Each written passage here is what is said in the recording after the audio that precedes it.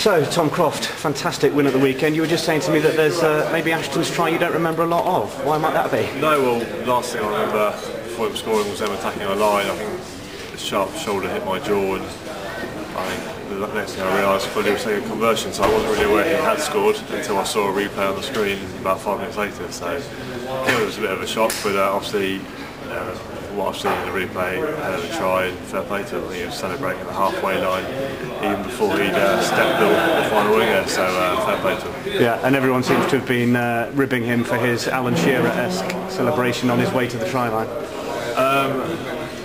Probably you are asking the wrong person, I think. Fair enough. Maybe that was Ben Youngs who was doing most of the ribbing.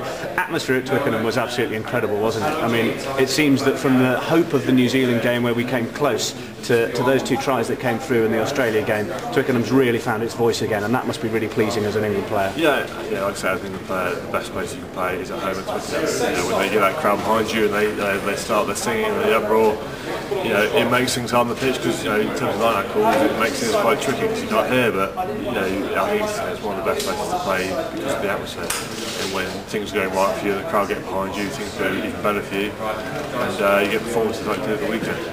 Now, tickets are shifting like anything for the game against Samoa off the back of that performance. How good is it to be part of an England side that are galvanising the nation to going, do you know what, this is a team we want to go and see watching now? It's great. Obviously, we've had a couple of years now where some results haven't gone our way.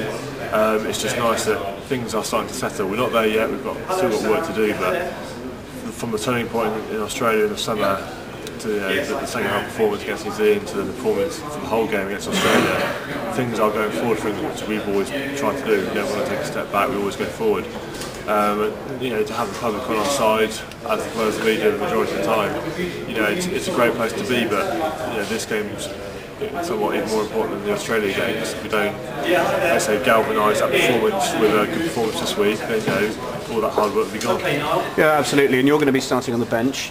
James Haskell's going to take your place. Has there been any banter in terms of look after my spot for me? I'll be back against South Africa. No, Haskell, to be fair to him, is a hell of a player in his own right and deserves a shot at 6. And whether I come on for him or come on forever, I just try and have as big of an impact as I do when I come on. But fair play to Hask. He'll go very well at 6, and wish him every best of luck. Now, you mentioned how big and important this game is in terms of continuing to put a result on the board. England have got to be ruthless in this game, haven't they? Yeah, we can't. We have to approach this game the same way as we have New Zealand and Australia. They're a big side, they'll run it well, they've got a big pack. Ben Young sneaking in behind you. Sorry. We have to show them respect. We can't start throwing off balls that we wouldn't usually throw. We have to almost not have a carbon copy of the Australia game, but approach it in the same manner. We'll have respect for them off the pitch in terms of what they can do. As soon as we get on that pitch, we'll work them up again, and we'll play the game we know we can play. And it's important to keep the spine of the team there. Martin Johnson's obviously made a few changes yourself, Faree and Matt Banahan coming into the centre, but that spine of that successful team now and the cohesion that team has going forward seems to be really working for you guys as a unit. The core squad we've got now, has been developed over the last couple of years, and it's starting to bear the fruits of the work we've been doing. So we've obviously had a couple of changes this week, but it will make no difference because the boys that are coming in have been there for the last 2 years, working hard, either starting or off the bench, and they know what it is to put in that sort of performance. Has the sense of atmosphere around training this week been a little lighter after that win? Obviously, we had a quieter Monday. We'll have a hard day today. Yesterday, hard day today. We can't step off the gas. We start thinking, the game's already won. We will step up, and that's like I say, the hard work will be lost in the last 2 games. So, like I say, hard training today, get things right. Day after tomorrow, sharp team run, and we need to go into this game as if it's do or die.